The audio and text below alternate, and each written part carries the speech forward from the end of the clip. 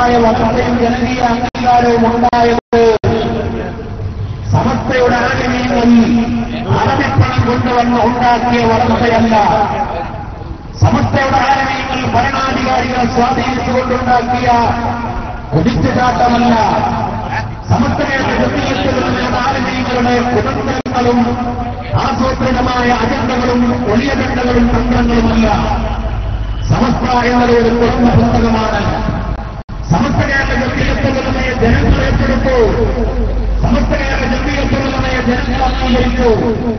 9379 മദ്രസകൾ സമസ്തയുടെ ജനീയത്തിലുള്ളവയുടെ അംഗീകാരത്തോടുകൂടെ പ്രവർത്തിക്കുന്നു എന്നത് വാഴക്കുളത്ത് ബഹുമാനപ്പെട്ട അബ്ദുൽ ബാരി മുസ്ലിയാർ നവ്വറല്ലാഹു മർഖദഹു ഒരു കാലഘട്ടത്തിൽ സമസ്തയുടെ പ്രസിഡന്റായിരുന്ന അബ്ദുൽ ബാരി തങ്ങളുടെ നാട്ടിലെ 1-ാം നമ്പർ മദ്രസകളിൽ 9379 മദ്രസകൾ. ഇത് കൃത്യമായ കണക്കാണ്. ആ മദ്രസകളുടെ കൃത്യമായ എണ്ണം ഞങ്ങൾ തരാം. ആ മദ്രസകളുടെ കൃത്യമായ അഡ്രസ് ഞങ്ങൾ തരാം. ആ മദ്രസകളുടെ കമ്മിറ്റി അവരുടെ ഭാരവാഹികളെ തരാം. കൃത്യമായി സമസ്ത അതിന്റെ റിക്കാർഡുകളൊക്കെ സൂക്ഷിച്ചിട്ടുണ്ട്. 10-12 ലക്ഷത്തോളം വരുന്ന കുഞ്ഞുമക്കൾ ഇപ്പോഴും സമസ്തയുടെ മദ്രസകളിൽ മതപഠനം നടത്തുന്നുണ്ട്. 40 ലക്ഷത്തിലധികം വരുന്ന ആളുകൾ സമസ്ത നൽകിയ പൊതുപരീക്ഷ സർട്ടിഫിക്കറ്റ് പൊന്നുപോലെ കാത്തുസൂക്ഷിക്കുന്നവരാ. 5-ാം ക്ലാസ്സിലും 10-ാം ക്ലാസ്സിലും 7-ാം ക്ലാസ്സിലും 12-ാം ക്ലാസ്സിലുമൊക്കെ സമസ്ത നടത്തുന്ന പൊതുപരീക്ഷകളിൽ പാസ്സായ സർട്ടിഫിക്കറ്റ് നിങ്ങൾ ഈ സദസ്സിലിരിക്കുന്ന ആളുകളോട് അല്ലെങ്കിൽ എവിടെയൊക്കെ കമ്പനികൾ എടുപ്പിച്ചു കൊടുക്കുകയോ സമസ്തയുടെ സർട്ടിഫിക്കറ്റ് സൂക്ഷിക്കുന്ന വീടുകൾ സമസ്തയുടെ സർട്ടിഫിക്കറ്റ് കിട്ടിയ ആളുകൾ ഒന്ന് കൈപ്പൊക്കാൻ പറഞ്ഞാൽ കേരളത്തിലെ 40 ലക്ഷത്തിലധികം വരുന്ന ആളുകൾ. ഇങ്ങനെ ഒരു കണക്ക് പറയാൻ ലോകത്ത് ആർക്കെങ്കിലും സാധിക്കുമോ? ഇത് ഒരു അഹങ്കാരം വിളിച്ചു പറയലല്ല. ഇത് അഭിമാനത്തോടുകൂടെ പുറത്തിറപ്പ് നമ്മുടെ നിഷ്കളങ്കരായ പങ്കാളികളായ നേതാക്കളുടെ നിഷ്കളങ്കത കൊണ്ട് നൽകിയ അംഗീകാരമാണ്. കാന്തപുരം വിഭാഗത്തിന് കണക്ക് പറയാൻ കഴിയുമോ? മുജാഹിദുകൾക്ക് കണക്ക് പറയാൻ കഴിയുമോ? ജമാഅത്തെ ഇസ്ലാമിക്കാർക്ക് കണക്ക് പറയാൻ കഴിയുമോ? ജമാഅത്തെ ഇസ്ലാമിക്കാരെ അതിൽ സത്യസന്ധത പാലിച്ചുകൊണ്ടാണോ ഇല്ല എന്നെനിക്കറിയില്ല. 2 കൊല്ലം മുമ്പ് പ്രബോധനം വാരികയിൽ അവർ കൃത്യമായി എഴുതി ഇന്ത്യൻ ജമാഅത്തെ ഇസ്ലാമി 10-60 കൊല്ലത്തോളം ഈ കൊച്ചു കേരളത്തിൽ പ്രവർത്തിച്ചിട്ട് 170 മദ്രസകൾ 200 മദ്രസ പോലും തകർക്കാൻ ഞങ്ങൾക്ക് സാധിച്ചിട്ടില്ല എന്ന് ജമാഅത്തെ ഇസ്ലാമി സമ്മതിക്കുന്നത് എന്തുകൊണ്ടാണ്? ഏതാണ് ജമാഅത്തിന്റെ മദ്രസകൾ? ആകെ എത്ര കുട്ടികളാ പഠിക്കുന്നത്? ആ കണക്ക് പറയാൻ അവർക്കും നാണമുണ്ട്, ലജ്ജയുണ്ട്, മടിയുണ്ട്. കണ്ണൂർ ജില്ലയിൽ കാന്തപുരം വിഭാഗത്തിന് ആകെ 52 മദ്രസകളാണ് ഉള്ളത് എന്ന് ഈ അടുത്ത് കാന്തപുരം ഗ്രൂപ്പ് വിട്ട് സമസ്ത കേരള ജനീയത്തിലുള്ളവർക്ക് വേണ്ടി പ്രസംഗിച്ച് നടക്കുന്ന മുഹമ്മദ് രാമന്തലിയാണ് പറഞ്ഞത്. ആ കാന്തപുരം വിഭാഗത്തിന്റെ സകല ഉള്ളറ രഹസ്യങ്ങളും അറിയുന്ന കാന്തപുരത്തിന്റെ കൂട്ടുകാരനായി ഈ മുടി വിവാദത്തിൽ സുപ്രീം കോടതിയിൽ കാന്തപുരത്തിന് വേണ്ടി കക്ഷി ചേർന്ന സെൻസിംഗിന്റെ എഡിറ്ററായിരുന്ന മുഹമ്മദ് രാമന്തലിയ പറയുന്നത്, ഞാൻ മുമ്പ് പ്രവർത്തിച്ച സംഘടനക്ക് കണ്ണൂർ ജില്ലയിലുള്ളത് ആകെ 52 മദ്രസകളാണ്. ആ 52 മദ്രസകളിൽ എത്ര കുട്ടികളാണുള്ളത്? ഓരോ മദ്രസകളും പരിശോധിച്ചാൽ പഠിച്ചാൽ കൃത്യമായി അറിയാം. രാജാതിരാജനായ റബ്ബിന്റെ അനുഗ്രഹം കൊണ്ട് 18ഓളം മദ്രസകൾ ബഹുമാനപ്പെട്ട സമസ്ത കേരള ജംഇയ്യത്തുൽ മദ്രസകൾ ഓരോ ജില്ലകളിൽ കണ്ണൂർ പോലെയുള്ള ജില്ലകളിൽ പ്രവർത്തിച്ചുകൊണ്ടിരിക്കുന്നു. ഞാൻ പറഞ്ഞല്ലോ 9379 എന്നത് അത് അഹങ്കാരത്തിന്റെ കണക്കല്ല, അത് ഉള്ള കണക്കാണ്. ഇവിടെ നമ്മുടെ നാടുകളിൽ ബഹുമാനപ്പെട്ട സമസ്തക്കെതിരെ കുതിര കയറാൻ വരുന്ന വഹാബികളോട് ചോദിക്കണം, മോനെ നീ ഏത് മദ്രസയിലാ പഠിച്ചത്? വഹാബി നേതാക്കളോട് ചോദിക്കണം, നിങ്ങൾക്കാരാണ് സൂറത്തുൽ ഫാത്തിഹ പഠിപ്പിച്ചത്? ജമാഅത്തെ ഇസ്ലാമിയുടെ നേതാക്കളെ വിളിച്ച് ചോദിക്കണം, ആരാണ് അലിഫും ബാവും പഠിപ്പിച്ചു തന്നത്? തബ്ലീഗുകാരോട് ചോദിക്കണം, ആരാണ് നിങ്ങൾക്ക് നിസ്കാരത്തിന്റെ ഫർളും ശർത്തും പഠിപ്പിച്ചത്? വ്യാജന്മാരോട് വിഘടിതന്മാരോട് ചോദിക്കണം, ആരാ ഖുർആൻ ഓതാൻ പഠിപ്പിച്ചത്? അവർക്കൊക്കെ പറയാനുള്ള ഒരു മറുപടി സമസ്ത കേരള ജംഇയ്യത്തുൽ ഉലമ എന്ന മഹിതമായ പണ്ഡിത പ്രസ്ഥാനമാണ്. ഇതാണ് തറവാട്. ഈ തറവാടാണ് കേരളത്തിലെ മുസ്ലിം സമുദായത്തിന് മതബോധമുണ്ടാക്കിയത്.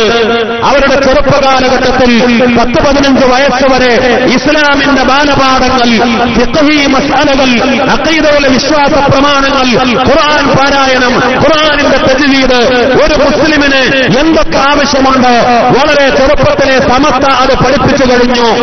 ഉത്തരേന്ത്യയിൽ ഹജ്ജ് ക്യാമ്പുകൾ നടക്കാറുണ്ട്.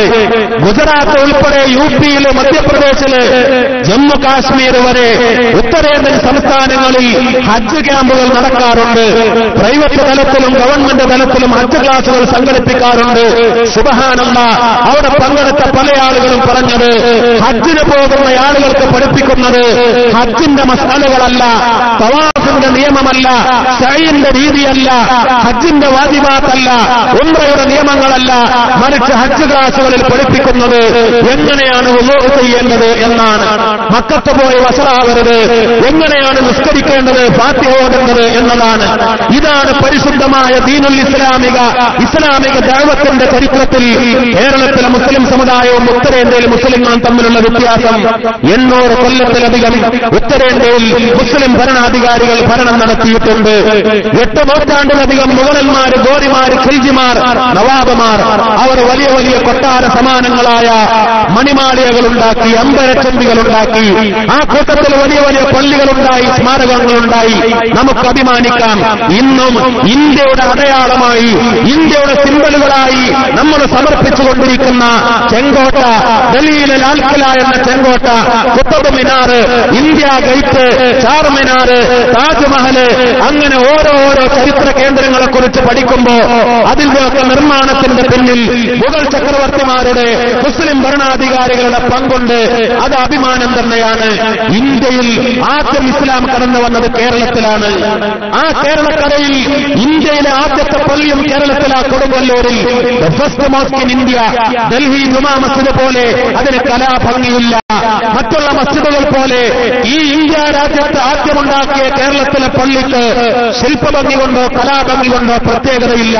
പിന്നെ കേരളത്തിന് അഭിമാനകരമായ നേരത്തെ സൂചിപ്പിച്ച 5 നൂറ്റാണ്ട് മഖ്ദൂമുകളുടെ 500 കൊല്ലത്തെ ഇസ്ലാമിക പാണ്ഡിത്യത്തിന്റെ, ദറസിന്റെ, ഇസ്ലാമിക വിജ്ഞാനത്തിന്റെ, അറിവിന്റെ, മുത്താലിമീങ്ങളുടെ, മുദരിസുമാരുടെ, ആലിമീങ്ങളുടെ കിതാബുകളുടെ ഒരു വിശാലമായ 500 കൊല്ല കാലഘട്ടത്തിലെ ചരിത്രം. ആ ചരിത്രമാണ് ബഹുമാനപ്പെട്ട സമസ്ത കേരള ജംഇയ്യത്തുൽ ഉലമ എന്ന മഹിതമായ പണ്ഡിത പ്രസ്ഥാനം ഏറ്റെടുത്തത്. ഇതിന് നേതൃത്വം നൽകുന്ന നിഷ്കളങ്കരായ ആലിമീങ്ങൾ, സാത്വികരാണവർ, നിഷ്കളങ്കരാണവർ. ഇന്ന് നേതൃത്വം നൽകുന്നത് ശൈഖുന കോയക്കുട്ടി ഉസ്താദാണ്. കോയക്കുട്ടി ഉസ്താദിന് മുമ്പ് കാളമ്പാടി ഉസ്താദായിരുന്നു. അങ്ങനെ വരക്കൽ മുല്ലക്കോയ തങ്ങൾ മുതൽ ബഹുമാനപ്പെട്ട കണ്ണിയത്ത് ഉസ്താദ് ഉൾപ്പെടെയുള്ള സമസ്തയുടെ പ്രസിഡന്റുമാരെ നിങ്ങൾ പഠിച്ചു നോക്ക്, സമസ്തയുടെ സെക്രട്ടറിമാരെ, നേതാക്കളെ നിങ്ങൾ പഠിച്ചു നോക്ക്. അവര് വലിയ വലിയ ജനനായകന്മാരായത് അവര് ചടുലമായി വലിയ വളരെ ശക്തമായി ഒച്ചയിട്ട് പ്രസംഗിക്കുന്ന വലിയ അറിയപ്പെട്ട പ്രഭാഷകരായതുകൊണ്ടല്ല. കാളമ്പാടി ഉസ്താദ് അറിയപ്പെട്ട പ്രഭാഷകനായിരുന്നില്ല. ബഹുമാനപ്പെട്ട കോയക്കുട്ടി ഉസ്താദ് അറിയപ്പെട്ട പ്രഭാഷകനല്ല. നമ്മുടെ നേതാക്കൾ സംഘടനാ തലപ്പത്തെത്തിയത് അവരുടെ കുതന്ത്രങ്ങളെ കൊണ്ടല്ല, അവരാവിഷ്കരിച്ച തന്ത്രങ്ങളെ കൊണ്ടല്ല, അവർ വലിയ സമ്പന്നന്മാർ, പണക്കാരായതുകൊണ്ടല്ല, രാഷ്ട്രീയ നേതാക്കളെ സ്വാധീനിക്കാൻ കഴിവുള്ളവരായതുകൊണ്ടല്ല, അവർ പത്രക്കാരുടെ മുന്നിൽ പത്രസമ്മേളനം മികവോടുകൂടെ ചാനലുകളുടെ ക്യാമറ കണ്ണുകൾക്ക് മുന്നിൽ ഞെളിഞ്ഞിരുന്ന 4 ബടായി പറയാൻ യോഗ്യതയുണ്ടായതുകൊണ്ടല്ല അവർ നേതാക്കളായത്. എങ്ങനെയാണ് കോയക്കുട്ടി ഉസ്താദ് നേതാവായത്, കാളമ്പാടി ഉസ്താദ് നേതാവായത്? അവരെ കുറിച്ച് ആക്ഷേപിക്കുന്ന ആളുകൾ പറയാറുണ്ട്, ഭംഗിയായി മനോരമായി തലപ്പാവ് ധരിക്കാൻ കഴിയാത്ത ആളുകൾ, ഒരു മട്ടത്തിന് തലയോക്കെട്ട് കെട്ടാൻ അറിയാത്ത ആളുകൾ, കുപ്പായം ഇസ്തിരിയിടാതെ നടക്കുന്നവർ, കുപ്പായത്തിൽ നീലം മുക്കിയാൽ അധികമായി പോകുന്നവർ, കല്ലുത്തുണി ഉടുക്കുന്നവർ, വില കുറഞ്ഞ വാഹനങ്ങളിൽ യാത്ര ചെയ്യുന്നവർ എന്നൊക്കെയാണ് സമസ്തയുടെ ആലിമീങ്ങൾക്ക് ചില ആളുകൾ ആക്ഷേപമായി പറയാറുള്ളത്. എന്റെ പ്രിയപ്പെട്ട സഹോദരന്മാരെ, നമ്മുടെ ജാഥയുടെ നായകന്മാർ ഓരോരുത്തരും നമ്മുടെ നേതാക്കൾ ഈ വേദിയിലേക്ക് കടന്നു വന്നുകൊണ്ടിരിക്കുകയാണ്. അല്ലാഹു അവർക്കൊക്കെ ദീർഘായുസ്സ് പ്രദാനം ചെയ്യട്ടെ. ബഹുമാനപ്പെട്ട ശൈഖുന ആലിക്കുട്ടി ഉസ്താദിനോടൊപ്പം തിരുവനന്തപുരം മുതൽ യാത്ര ചെയ്തു വരുന്ന ബഹുമാനപ്പെട്ട കാളാവ് സൈദലി ഉസ്താദ്, സിദ്ദീഖ് ഫൈസി അവരൊക്കെ നമ്മുടെ വേദിയിലേക്ക് കടന്നു വരുന്നു. ഏതാനും സമയത്തിനകം ബഹുമാനപ്പെട്ട നമ്മുടെ നേതാക്കൾ ഇവിടെ എത്തിച്ചേരും. ബഹുമാനപ്പെട്ട ഇബ്രാഹിം ഫൈസി തിരൂർക്കാട് ഉൾപ്പെടെയുള്ള ആളുകൾ നമ്മുടെ വേദിയിലേക്ക് എത്തിച്ചേർന്നു.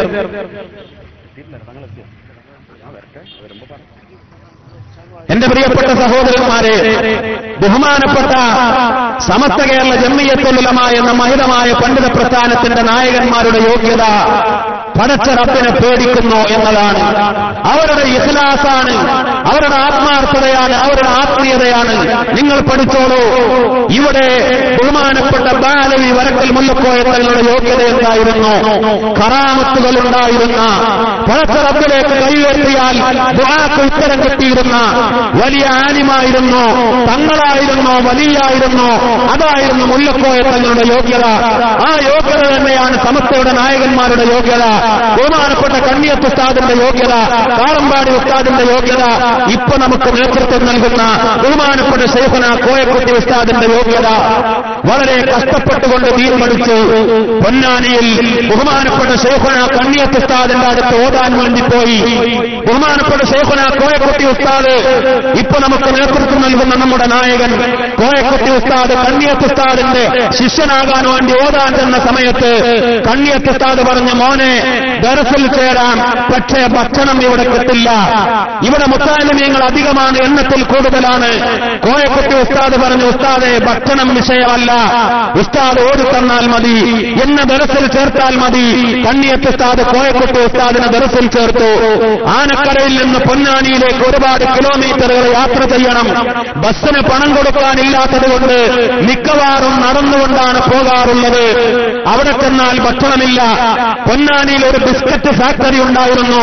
അവിടെ എല്ലാ ദിവസവും മൗലിദ് ഓതി കൊടുക്കും കോയക്കുട്ടി ഉസ്താദ്. കണ്ണിയത്ത് ഉസ്താദിന്റെ ദർസിലെ ശിഷ്യൻ അവിടെ നിന്ന് കിട്ടുന്ന ചില്ലറ നാണയത്തൊട്ടുകൾ കൊണ്ട്, അവിടെ നിന്ന് കിട്ടുന്ന ബിസ്ക്കറ്റ് പൊട്ടുകളും അവിടെ നിന്ന് കിട്ടുന്ന നാണയത്തൊട്ടുകൾ കൊണ്ട് ഭക്ഷണം വാങ്ങി കഴിച്ചുകൊണ്ടാണ് ബഹുമാനപ്പെട്ട കണ്ണിയത്ത് ഉസ്താദിന്റെ ശിഷ്യനാവണമെന്ന് ആഗ്രഹിച്ച് കോയക്കുട്ടി ഉസ്താദ് ഓതിപ്പടിച്ചത്. ഓത്ത് പൂർത്തിയായി ബാക്കിയാത്തിലേക്ക് പോകണമെന്ന മോഹമുണ്ട്, പക്ഷേ അതിനും സാമ്പത്തിക സ്ഥിതി അനുവദിക്കുന്നില്ല. ബാക്കിയാത്തിലേക്ക് പോയില്ല. ദർസ് ആരംഭിച്ചു. കണ്ണിയത്ത് ഉസ്താദിന്റെ നിർദ്ദേശപ്രകാരം ദർസ് തുടങ്ങി. 2 കൊല്ലം ദർസ് നടത്തി. ശമ്പളം പരമാവധി കിട്ടുന്നത് സ്വരൂപിച്ചു വെച്ചു, ഒരു കൂട്ടിവെച്ചു. ഇടക്കിടക്ക് വാതിന് പോകും, കിട്ടുന്ന പണവും കൂട്ടിവെച്ചു. ദർസ് നടത്തിയതിനു ശേഷം 2 കൊല്ലം ദർസ് നടത്തി. എന്നിട്ടാണ് മുദർരിസായതിനു ശേഷം പിന്നീടാണ് ഉസ്താദിന്റെ വല്ലാത്ത മോഹം ബാക്കിയാത്തിലേക്ക് പോകണം. വെല്ലൂരിൽ പോയി ബാക്കി ബിരുദം നേടി ബഹുമാനപ്പെട്ട കോയക്കുട്ടി ഉസ്താദ് പുറത്തു വരുന്നത്. കണ്ണിയത്ത് ഉസ്താദിന്റെ ഏറ്റവും ഇഷ്ടപ്പെട്ട ശിഷ്യനായിരുന്നു ബഹുമാനപ്പെട്ട കോയക്കുട്ടി ഉസ്താദ്.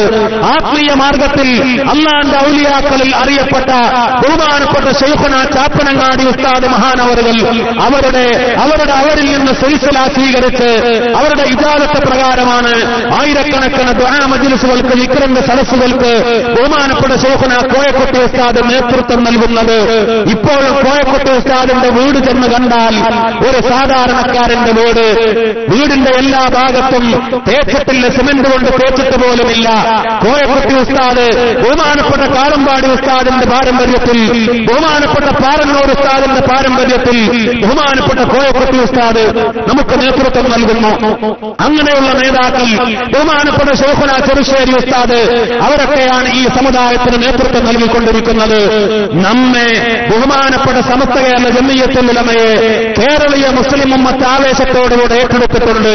ഒരു കാലഘട്ടത്തിൽ പല ആളുകളും കളിയാക്കി പറഞ്ഞിരുന്നു, നിങ്ങളുടെ നേതാക്കൾ മലയാളം അറിയാത്തവരാണ്, സമസ്ത ഇംഗ്ലീഷ് വിദ്യാഭ്യാസത്തിന് എതിരു നിന്നവരാണ്, അവര് ഭൗതിക വിദ്യാഭ്യാസത്തിന് എതിരു നിന്നവരാണ്, പഴഞ്ചന്മാരാണ്, ഒന്നുമറിയാത്ത മൊല്ലമാരാണ്, മൊല്ലാക്കമാരാണ്, ഞങ്ങളാണ് ഇവിടെ നവോത്ഥാനം ഉണ്ടാക്കിയത് എന്നവർ അവകാശപ്പെടാറുണ്ട്. മുജാഹിദ് ബാലുശ്ശേരി എന്ന് പറയുന്ന ഒരു പ്രഭാഷകനുണ്ട്. മുജാഹിദ് എന്നാണ് പേര് തന്നെ. മുജാഹിദിന്റെ വലിയ പ്രഭാഷകനാണ്. അയാൾ പ്രസംഗിച്ച ഒരു പ്രസംഗം എന്താണെന്നറിയോ? എന്താണ് മുജാഹിദ് പ്രസ്ഥാനം ഇവിടെ ഉണ്ടാക്കിയ നവോത്ഥാനം? അയാൾ പറഞ്ഞു, ഞങ്ങളുടെ പ്രസ്ഥാനം ഉണ്ടാക്കിയ നവോത്ഥാനം. ആ നവോത്ഥാനത്തിന്റെ അടയാളം പറഞ്ഞു, ഒരു കാലഘട്ടത്തിൽ കേരളത്തിലെ മുസ്ലിം സ്ത്രീകൾ അടിപ്പാവാട ധരിക്കാതെ നടന്നിരുന്ന ഒരു കാലമുണ്ടായിരുന്നു. മുസ്ലിം സ്ത്രീകൾക്ക് അടിപ്പാവാട ധരിപ്പിച്ച പ്രസ്ഥാനമാണ് മുജാഹിദ് പ്രസ്ഥാനം എന്നാണ് പറഞ്ഞത്. ഇൻഷാ അല്ലാഹ് ഞാനത് വിശദീകരിക്കാം. എന്റെ പ്രിയപ്പെട്ട സഹോദരന്മാരെ, ബഹുമാനപ്പെട്ട നമ്മുടെ നേതാക്കൾ തിരുവനന്തപുരത്ത് നിന്ന് തുടങ്ങിയ നമ്മുടെ ഈ പ്രയാണ ജാഥ ബഹുമാനപ്പെട്ട സമസ്ത കേരള ജംഇയ്യത്തുൽ ഉലമയുടെ നായകൻ സുന്നി യുവജന സംഘത്തിന്റെ സംസ്ഥാന ഉപാധ്യക്ഷൻ, ഈ ജാഥയുടെ വൈസ് ക്യാപ്റ്റൻ ബഹുമാനപ്പെട്ട കോഴിക്കോട് ഖാദി സയ്യിദ് മുഹമ്മദ് കോയ തങ്ങൾ ജമലുല്ലൈലി തങ്ങളുടെ നേതൃത്വത്തിൽ നമ്മുടെ ജാഥാ നായകന്മാര് ഈ വേദിയിലേക്ക് കടന്നു വരികയാണ്. പാണക്കാട് സയ്യിദ് ഹൈദർലി ശിഹാബ് തങ്ങൾ ഏൽപ്പിച്ചു കൊടുത്ത ത്രിവർണ്ണ പതാകയുമേന്തി അങ്ങകലെ അനന്തപുരിയിൽ നിന്ന് ആരംഭിച്ച ഈ സന്ദേശ പ്രയാണം, ഈ പൈതൃക സന്ദേശയാത്ര കേരളത്തിലെ എല്ലാ ജില്ലകളിലെയും രാജോചിതമായ വരവേൽപ്പുകൾ ഏറ്റുവാങ്ങിയിട്ട് നമ്മുടെ നായകന്മാർ ഇതാ നമ്മുടെ വേദിയിലേക്ക് കടന്നു വന്നുകൊണ്ടിരിക്കുന്നു. എന്റെ പ്രിയപ്പെട്ട സഹോദരന്മാരെ, പൈതൃകത്തിന്റെ പാരമ്പര്യത്തിന്റെ വിശുദ്ധമായ ഈ പാതയിൽ മഹാന്മാരായ സഹാബത്തും താബിഉകളും താബിഉകളും ഏൽപ്പിച്ചു തന്ന ഈ വിശുദ്ധമായ ദീപശിഖ, ഈ വിശുദ്ധമായ വെളിച്ചം, ആ വെളിച്ചം ഊതിക്കെടുത്താൻ ഒരു ശക്തിയെയും അനുവദിക്കുകയില്ല എന്ന് പ്രഖ്യാപിച്ചുകൊണ്ട് ബഹുമാനപ്പെട്ട സയ്യിദ് മുഹമ്മദ് കോയ തങ്ങൾ ജമലുല്ലൈലി തങ്ങളുടെ നേതൃത്വത്തിൽ നമ്മുടെ ജാഥാ നായകന്മാർ ഈ വേദിയിലേക്ക് കടന്നു വരികയാണ്. ഏതേത് തട്ടിപ്പുകാർക്കോ, ഏതേത് വിദഗ്ധക്കാർക്കോ, ഏതേത് തീവ്രവാദ പ്രസ്ഥാനക്കാർക്കോ സമസ്ത കേരള ജംഇയ്യത്തുൽ ഉലമയുടെ നായകന്മാരെ പരാജയപ്പെടുത്താൻ കഴിയില്ല എന്ന് പ്രഖ്യാപിച്ചുകൊണ്ട് നമ്മുടെ നേതാക്കൾ ഈ വേദിയിലേക്ക് കടന്നു വരുന്നു. ഹാജി കെ മുഹമ്മദ് ഫൈലി, ബഹുമാനപ്പെട്ട നമ്മുടെ നേതാക്കളൊക്കെ കടന്നു വരികയാണ്. അല്ലാഹു